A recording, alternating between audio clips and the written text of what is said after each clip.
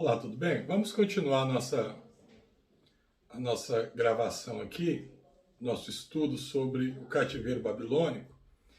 Essa aula eu já tinha gravado ela, só que eu esqueci, deu um problema técnico aqui, vou ter que regravar ela de novo, né? Vamos lá. Se esse conteúdo está sendo relevante para você, se inscreva no canal, compartilhe, essas coisas aí que faz ajudar a gente, né? O cativeiro de Judá. O reino de Judá. O reino de Judá. Então nós já estudamos sobre o reino unificado, né? A gente já aprendeu sobre o reino unificado, um pouquinho do reino unificado, como se deu a separação do reino unificado para a divisão, o porquê do nome de cada reino, né? A gente já estudou no vídeo passado sobre Israel, o reino de Israel e a queda também do reino de Israel. Nessa aula agora a gente vai começar a falar do reino de Judá. Só que lembra que eu falei que era um funil, né? A ênfase ela vai afunilando, porque quando Deus revela para Abraão um reino que foi a nação de Israel, era parte do plano de salvação, de redenção do homem. Essa profecia é dada lá em Gênesis 3,15, sobre aquele que nasceria da mulher e poria fim, né, à ação da serpente ali. Uma tipologia de Satanás como a serpente e Jesus sendo aquele que iria nascer aqui na forma de homem, mas sendo filho de Deus, e no fim ele traria fim de todas as coisas, né? Então, para Jesus vir ao mundo, era necessário uma nação onde Jesus viesse. É escolhido Abraão, para através de Abraão vir a nação de Israel. Uma nação que ela seria exemplo no mundo, tá? Que através desta nação, Deus ia se manifestar, ia se revelar ao mundo. E depois, Deus ia trazer o seu filho, nascendo aqui em forma humana. Então vai funilando. Começa com Abraão, depois como patriarca ele tem início a nação de Israel. Aí afunila para Israel. Por que afunila? Porque através de Abraão não nasce só a nação de Israel. Através de Abraão vai nascer várias nações, né? Por exemplo, os povos árabes, que são os principais concorrentes, vamos dizer assim, de Israel hoje, são os árabes, vieram de Ismael, que é um filho de Abraão. Os midianitas, que foram uma nação que teve dificuldade, Israel teve dificuldade com eles também, principalmente no Império dos Juízes, os midianitas também eram descendentes de Abraão. Então várias nações vieram, mas veio Abraão, depois funilou para Isaac, para Israel. E depois do reino dividido, essa funilação ela vai para o reino de Judá. E depois do reino de Judá vai nascer Jesus ali, né? Então hoje nós vamos falar acerca do reino de Judá. Então, o reino do norte veio, caiu, teve Samaria, terminou. O reino de Judá. Antes da gente entrar no reino de Judá, sobre os reis, tem algo muito interessante que nós temos que trabalhar aí, que é acerca da genealogia. Então eu vou ler duas genealogias para vocês aqui, tá? Vocês vão prestar bastante atenção nessas duas genealogias. Isso aqui, inclusive, é muito interessante para aquelas pessoas que falam que genealogia não serve para nada, né? Que genealogia não tem nenhuma função, não tem nenhum valor. Nós vamos ver aqui que não, que na genealogia ela tem tantas informações quanto nós temos no resto da Bíblia. Que a genealogia também são canônicas. Deus também fala conosco, nos ensina através das genealogias. E hoje a gente vai trazer duas em específico. Então vamos ler a genealogia aqui, primeiro de Mateus, né, e depois de Lucas. De Mateus diz assim, ó: Salomão gerou a Roboão, Roboão a Abias, Abias a Asa, Asa gerou a Josafá, Josafá a Jorão, Jorão a Uzias, Uzias a Jotão, Jotão a Acás, Acás a Ezequias, Ezequias gerou Manassés, Manassés a Amon, Amon a Josias. Josias gerou Jeconias e seus irmãos no tempo do exílio na Babilônia. Depois do exílio na Babilônia, Jeconias gerou a Salatiel, Salatiel a Zorobabel.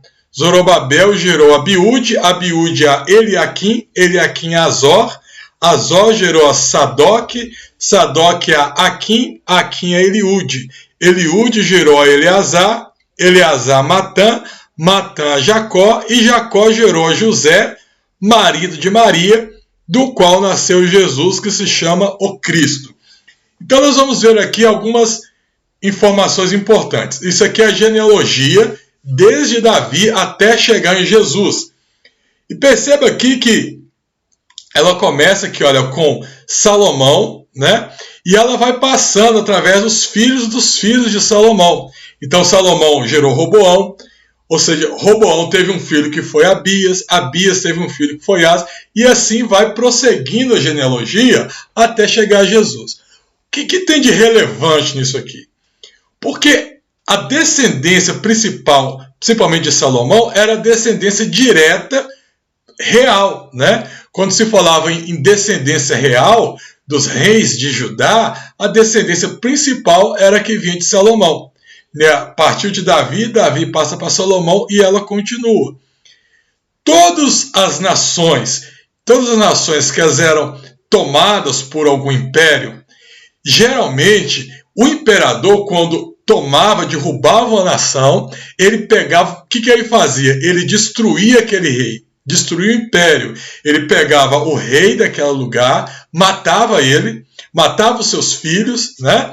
Ou então ele pegava alguns da sua linhagem e levavam para ser escravos no seu império, para poder servir de eunucos. Porém, enquanto eles serviam de eunuco no império, no seu reino, esse rei fazia o quê? Ele castrava essas pessoas para que eles não pudessem gerar filhos, né? Isso, qual era o intuito disso? É que amanhã ou depois, esses reis que foram derrotados hoje não pudessem querer se levantar e reivindicar o trono de novo daquele império que foi derrotado. E isso vai acontecer com todos os povos ao redor. Porém, quando a Babilônia invade Jerusalém, né, era para a Babilônia fazer a mesma coisa. Era para o reino de Israel não ter continuidade na sua descendência. Os reis de Israel, segundo a ordem natural das coisas, o reino de Israel, os reis de Israel terminariam na Babilônia.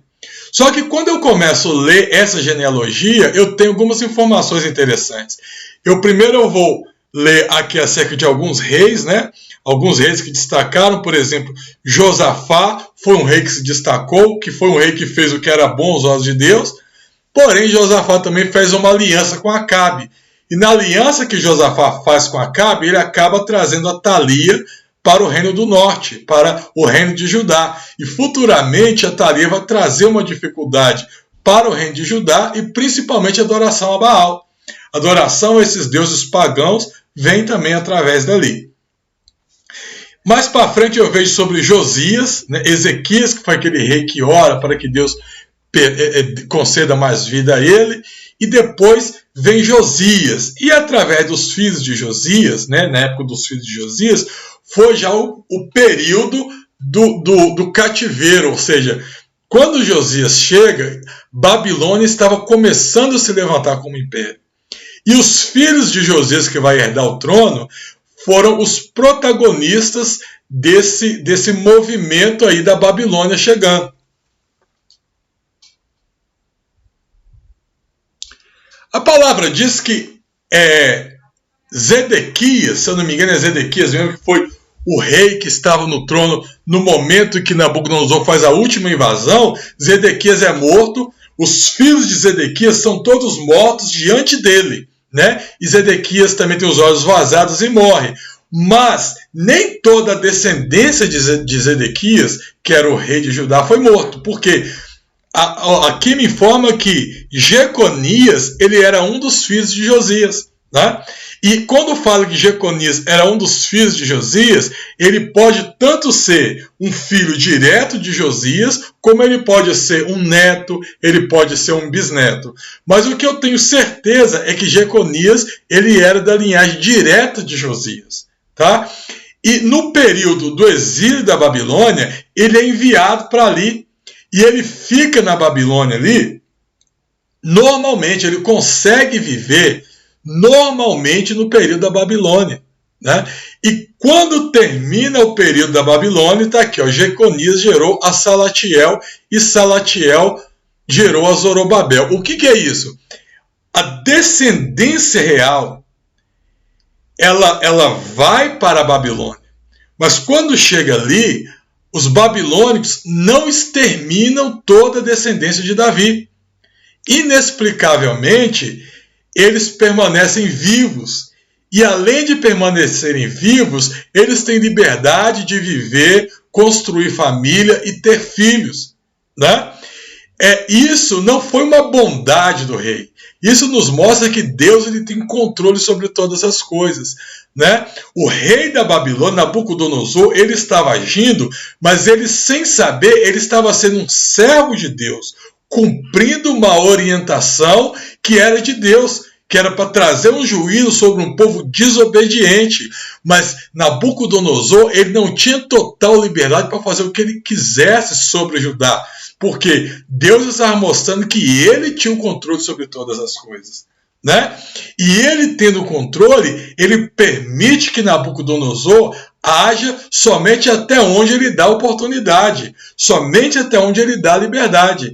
Então, por que ele não toca em todos os filhos de Josias? Porque Deus sabia que a linhagem de Davi não poderia morrer ali. Então, o que vai acontecer aqui? A linhagem de Davi, através dos filhos de Josias, permanece intacta, gerando mais filhos dentro do cativeiro da Babilônia.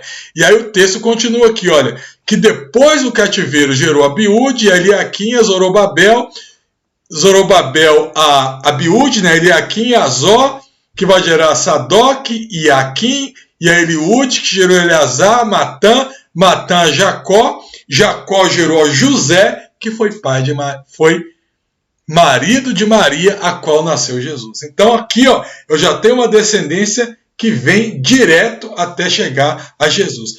O que vai acontecer? Eu vou grifar aqui José. Ó, vou grifar aqui José, para a gente entender isso aqui. José, tá.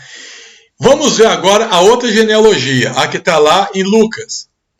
Quando eu vou ler a outra genealogia, lá está assim, ó. Vou pegar o apontador aqui, porque senão não dá. Então vamos lá. Ó, ora, tinha Jesus cerca de 30 anos quando começou o seu ministério. Era como se cuidava. Filho de José, filho de Eli, Eli filho de Matate, Matate filho de Levi, Levi filho de Melqui, e este filho de Janai, filho de José, José de Matatias, Matatias filho de Amós, Amós filho de Naum, este filho de Esli, Esli filho de Nagai, Nagai filho de Maate, Maate filho de Matatias, Matatias filho de Semei, Semei este era filho de José, filho de Jodá, Jodá filho de Joanã, Joanã filho de Reza, Reza filho de Zorobabel, este de Salatiel, filho de Neri, Neri filho de Melqui, Melqui filho de Adi, Adi filho de Cozã, este de Elmadã, filho de filho de Josué, Josué filho de Eliezer, Eliezer filho de Jorim, este de Matate, filho de Levi, Levi filho de Simeão, Simeão filho de Judá, Judá filho de José, este filho de Jonã, filho de Eliaquim, Eliaquim filho de Meleá, Meleá filho de Mená, Mená filho de Matatá, este filho de Natã, filho de Davi. Olha aí. Então eu cheguei novamente em Davi. Aqui ó, eu sei que Salomão era filho de quem? Filho de Davi. Natã também era um filho de Davi. Mas se eu for ler uma do lado da outra, parece que tem um equívoco. Parece que uma das genealogias está falando mentira. Por quê? Eu terminei a genealogia de Mateus da seguinte forma. E Jacó gerou José, marido de Maria, da qual nasceu Jesus. Já na genealogia de Lucas começa assim, olha, José, ele era filho de Eli. Então parece que está errado. Porque nenhuma eu tenho dizendo que José ele era filho de Jacó, certo? E na outra eu tenho dizendo que José ele era filho de um homem chamado Eli. Então, para a gente entender isso aqui é muito simples. Eu tenho que entender um pouco da cultura daquele local e da época, né? Na época, geralmente se colocava o nome do homem nas genealogias. As genealogias ou as descendências, ela levava o nome do homem como o matriarca daquela família e ele assumiu o nome da descendência. Com muitas exceções, entrava uma mulher dentro de uma descendência. A mulher, ela só entrava em uma descendência se ela tivesse uma participação, algo muito diferente que aconteceu. Por exemplo, quando eu vou estudar a genealogia de Jesus ou de Davi, e eu continuo essa genealogia, eu vou observar que Ruth entra na genealogia de Jesus, eu vou observar que Raabe, lá dos tempos de Canaã, de Josué, vai entrar também na genealogia de Jesus, né? Mas a via de regra, mulher não entra em genealogia, tá bom? Só homens. Então, quando uma mulher vai entrar numa genealogia, se coloca o marido dessa mulher na genealogia, porque entende-se que os dois geraram aquele filho. Então, quando eu leio aqui a genealogia de Mateus, ela é mais específica. Ela fala assim, olha, Jacó gerou José, marido de Maria, a qual nasceu Jesus. Então, eu sei que essa genealogia, ela está se referindo diretamente a José, marido de Maria. Quando eu leio a segunda genealogia, está assim, José, filho de Eli. Então, esse José aqui, filho de Eli, está se referindo à genealogia de quem? De Maria. Primeiro porque quando o homem ele entrava na família, ele era considerado também filho daquela família, né? Então José ele era tido como filho, tá? Por ter casado com Maria. Então, na verdade, Eli ele era pai de quem? Pai de Maria. Tá bom? Eli ele era pai de Maria. Então, se eu leio dessa forma aqui e eu coloco Maria aqui, eu vou entender que eu tenho uma genealogia que parte de Maria e ela vai terminar em Natã, tá? Eu tenho uma genealogia que parte de Maria e termina em Natã. Aqui, ó, Natã. E eu tenho outra genealogia que parte do seu esposo José, aqui, e termina em quem? Em Salomão. Porém, o que acontece? Tanto Natã quanto Salomão, né? Vou fazer aqui um círculo aqui, ó. Salomão. Eles eram filhos de quem? Salomão era filho do rei Davi. E Natã? Natã, ele era irmão de Salomão, filho de Davi. Provavelmente Natã recebeu esse nome em homenagem ao profeta Natã, amigo de Salomão, de Davi. Isso é uma possibilidade, é uma ideia. Mas nós estamos aqui para estudar a vida de Natã. E o que eu quero que você perceba aqui é que as duas genealogias partiram de quem? Partiram de Davi. Tá? As duas árvores genealógicas partiram de Davi. E elas viraram aparentemente sozinhas e agora uniram. Então, quando José encontra com Maria, o que acontece aqui? Vou colocar o M aqui de Maria. Quando José encontra com Maria, né, existe um elo, a corrente se forma aqui. Sem perceber, José e Maria, eles estavam unindo, tá, essa genealogia. estavam unindo essa árvore, cumprindo a profecia que diria que Jesus viria da raiz de Jessé. Tá? A palavra dizia que Jesus ele viria da raiz de Jessé. Jesus seria o filho de Davi. A expressão filho de Davi, a qual eles chamavam Jesus, era exatamente uma expressão se referir que Jesus ele viria da descendência de Davi. E nós sabemos que Jesus ele era filho de Deus, ele não era filho de Maria e nem filho de José. Mas como homem, ele era biologicamente filho de Maria, ele foi gerado no ventre de Maria. E como homem, ele não tinha uma participação de José, mas ele foi instruído como pai adotivo José. Então Maria, ela cria o homem Jesus, ela vai gerar Jesus como homem no seu ventre, e José, ele vai instruir Jesus como homem aqui na terra. Aí você pode pensar assim, mas Jesus ele não era Deus? Ele não era filho de Deus? Se ele era filho de Deus, por que ele precisou ser instruído? Por que ele precisou ser educado? E aqui eu vou entrar num detalhe bem rápido, mas só para concluir essa ideia de voltar no cativeiro babilônico. Jesus, ele sempre foi Deus. Desde a eternidade, ele sempre é. Ele sempre foi Deus. Ele era o Filho. Porém, para ele vir na terra e ele morrer em nosso lugar, era necessário que ele viesse como homem. E para ele vir aqui como homem, ele não poderia ter a sua divindade. Ele não poderia ter seus poderes divinos, porque senão ele não poderia morrer de verdade, né?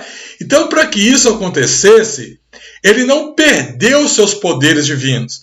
Ele não perdeu a sua divindade, mas ele abriu mão da sua divindade por um tempo para poder vir aqui na terra e sofrer como um homem, passar as provações como um homem, tá? Então imagine que você tem um relógio.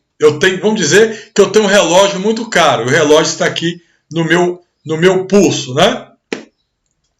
Aí de repente eu vou para a igreja hoje. Só que quando eu vou sair para a igreja, eu escolho que eu não quero levar o meu relógio. Tá? Eu escolho que eu não quero levar o meu relógio. Eu tiro o meu relógio.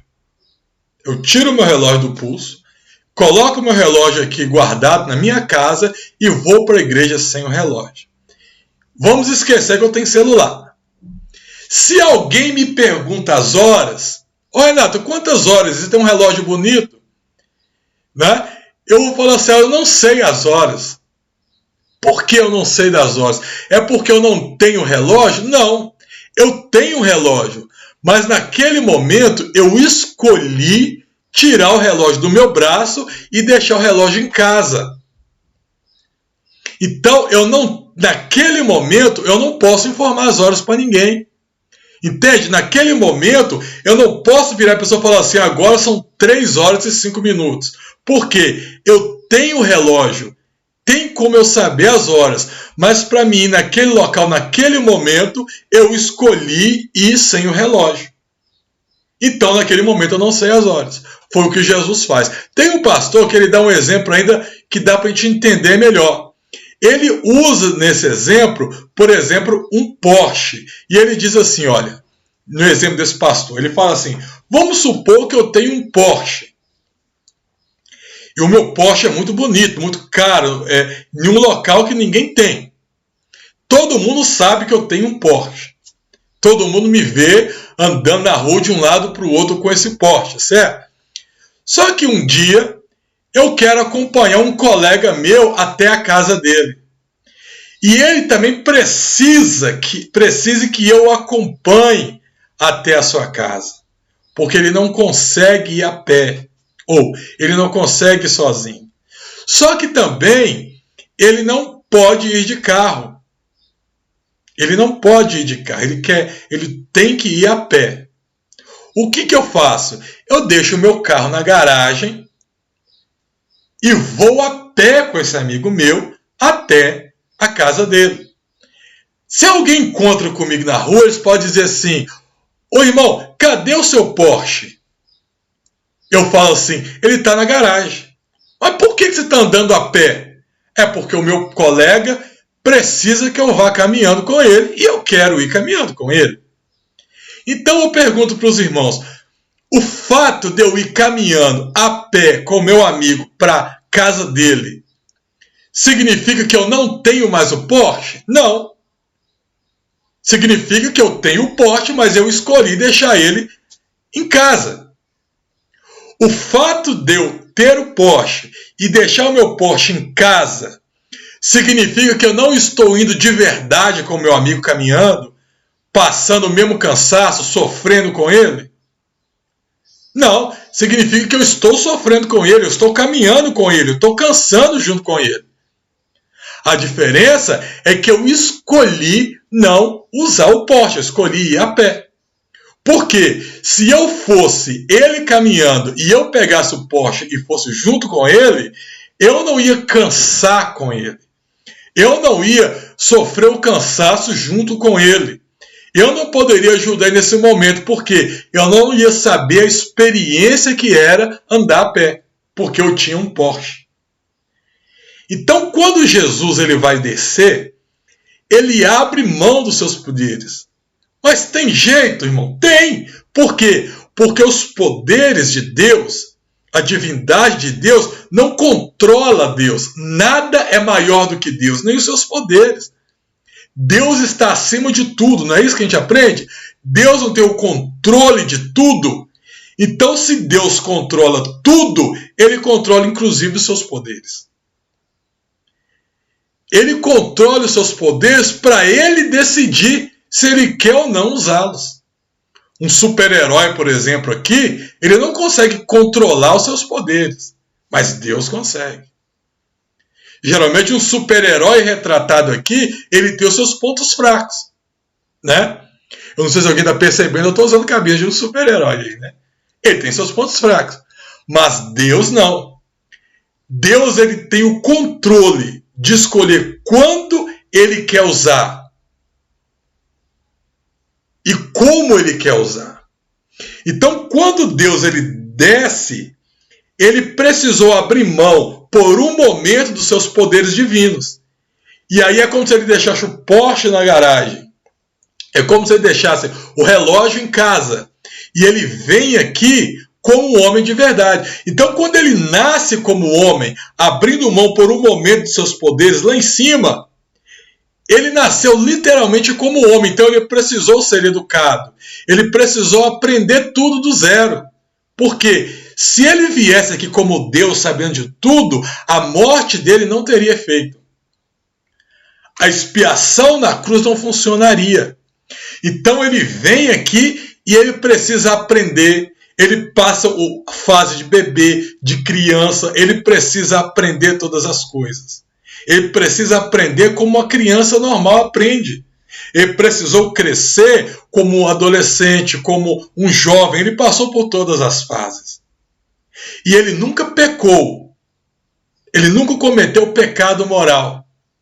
Mas, por exemplo, ele pode ter ido bater um prego lá ajudando o pai dele e pode ter dado uma martelada no dedo. Porque ele era uma pessoa aprendendo com seu pai. Ele herdou a profissão do seu pai, né? Então isso é para a gente entender a importância de Maria e de José. Isso não faziam deles deuses, não. Eles foram pessoas que o Senhor separou. Então vamos voltar aqui, ó, nesse elo, tá vendo? Para poder unir essas gerações, unir e cumprir a profecia que dizia que Jesus viria da raiz de Davi. Então, quando José e Maria se encontram, sem perceber, eles estavam nesse momento unindo esse elo. Mas por que esse elo é tão importante? Vamos ver aqui, olha, vamos continuar aqui. O que eu percebo aí? Vejo que Deus, preservando a sua promessa em meio à desobediência do homem, Deus mostrando que não erra, tá?